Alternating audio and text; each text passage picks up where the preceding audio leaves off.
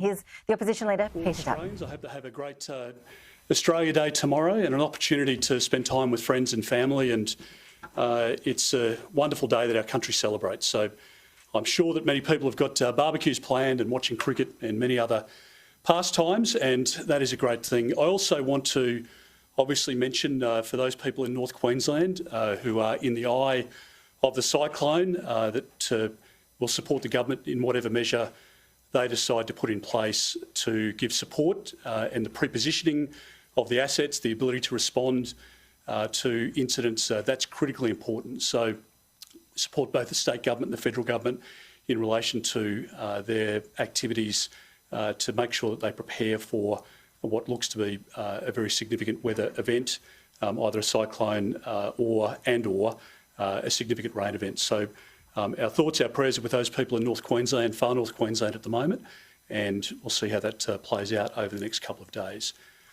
Well, the Prime Minister said to Australians today that he'd been listening to them over the course of Christmas and that he'd been to each state and territory. But the reality is, if the Prime Minister hadn't been preoccupied over the course of the last 18 months, he would have been out, as we've been out, to every state and territory, right across the country, talking to Australians, to families, to small businesses, who have had a consistent message, and that is that they have been finding it very difficult to balance their budget. They can't manage the cost of living pressures under the Albanese government. They can't afford the extra $24,000 a year that they're paying on their mortgage. People have been saying that now, Prime Minister, for 18 months, and the Prime Minister has done nothing about it. In fact, in 2 budgets, the Prime Minister had the opportunity to help Australian families to reduce the cost of living, and instead he spent $450 million on The Voice. He was distracted by every other issue. He hasn't put in place measures which have helped Australians, but he has made decisions which have hurt Australians. And I think Australians expect from their Prime Minister an honourable approach to the way in which the Prime Minister engages with the Australian public, somebody who is straightforward, honest with them. People voted in their millions for the Labor Party, believing that they were going to get tax cuts to help them with their cost of living pressures, and as it turns out, that is not the case. The Prime Minister has knowingly and willingly lied to the Australian people, and I don't think the Australian people will easily forget or forgive. The Prime Minister today was misleading in his press club presentation. It turns out that, and this was not mentioned in his speech, that over the course of the next 10 years, the government will actually increase their tax take by $28 billion because of bracket creep. And everybody knows that as you work harder, you work longer, the longer you're in the workforce, the older you get, promotions at work, etc. As you work your way up through the income levels, you are paying more and more, and the tax department is collecting more and more because of bracket creep. And the stage 1, stage 2, stage 3 tax policies were designed to help millions of Australians. We know that over the course of the next few years, it won't be 1.8 million people who are affected adversely by the Prime Minister's change. It will be something like 4 million Australians. And those aspirational young Australians, people who are working hard now for their retirement, to provide support to their kids, their families who are going to be hit hardest by the Albanese government's lie. And I think at the moment the Australian Prime Minister owes an apology to the Australian public, but he hasn't given it. Now, the other point that's worth making, I think, is that the Prime Minister had 18 months to try and put in place changes within the tax system or support around energy payments, etc., etc. He didn't do that, as I say, because he was distracted for 12 months by The Voice and the waste of $450 million. But he's also taken decisions which I think make it harder for Australians, and I think the Prime Minister owns all of those decisions now. We also know that the Dunkley by-election is on March 2. Now, people couldn't work out why there was a delay in announcing the date for the Dunkley by-election, but it was obviously done so that the Prime Minister could get a couple of sitting weeks in before people go to the polls in Dunkley on March the 2nd. I think the Prime Minister's looked at the polling, as I have, in relation to Dunkley, and I think he's quite shocked by what he's found. Let's call it and be honest about the Prime Minister's motivations here. His motivation is not to help people with cost of living pressures. He's had 18 months to do that. His motivation here is to shore up his own position and his own leadership. Because as we saw with Julia Gillard, when people look the Australian people in the eye and lie to them as a Prime Minister, people don't forget or forgive that. And how could you trust anything this Prime Minister says as a result? So I think he's looked at the polling for Dunkley. I think he's recognised that there are people on lower and middle incomes in Dunkley, and that this model, that his change that he's proposed today, is front and centre to trying to win political opportunity for the Labor Party in Dunkley. That's what it's about. And these changes, as they're proposed, don't come in until the 1st of July. The Prime Minister's got 5-6 months for the legislation to be passed. But instead, he wants to ram this bill through the Parliament before March 2, the Dunkley by-election, because he wants to try and wedge the coalition. That's his motivation.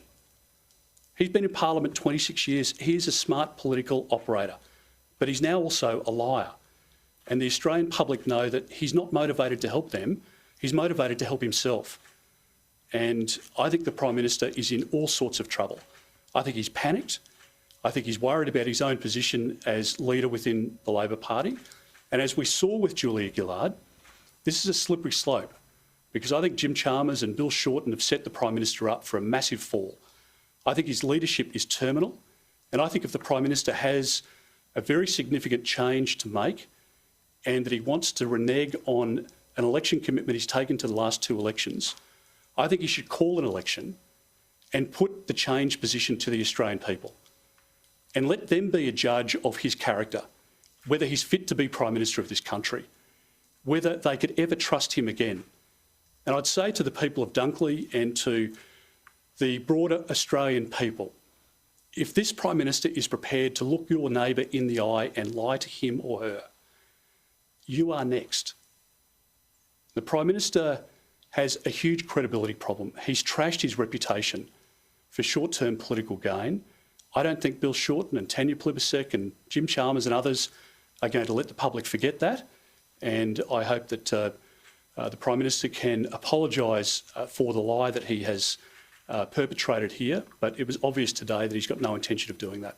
I'm happy to take any questions. Jim Chalmers spent most of his time as Treasurer since being sworn in, warning about the dangers of inflation and the impacts of those dangers on the cost of living.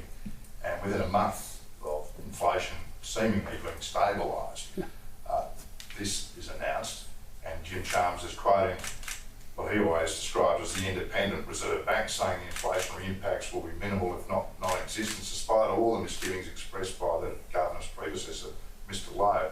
Who does the public believe? Well, Adam, I watched the Prime Minister's presentation today. I thought it was a ramble, to be honest, particularly the Q&A session. But what it demonstrated was, firstly, the Prime Minister confirmed today that if the economic circumstances change, so will his position in relation to these tax cuts. So I don't think the people of Dunkley or Australians have any assurance that if they vote for the Labor Party on March 2, or they vote for the Labor Party whenever the general election is, that these tax cuts promised today would survive the election.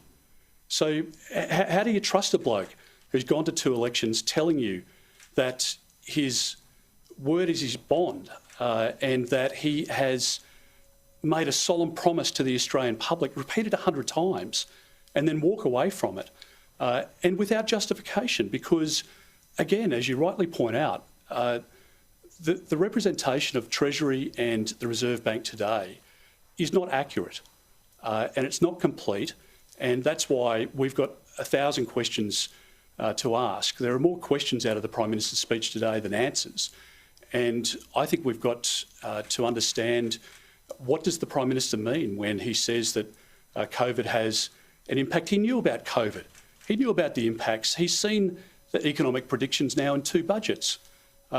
He promised the Australian public on 97 occasions that he would reduce power prices by $275. He didn't do it. He promised the Australian public that he would provide the detail around the voice.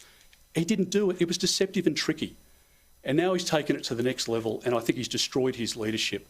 And I think the Australian public at the moment are really despairing about who really is the true Anthony Albanese, because at the moment we're seeing a political charlatan who's prepared to do or say anything. And all I'd say, with a judgment that you're about to make about Anthony Albanese, look at what he says and contrast that with what he actually does, because he's not a truthful person.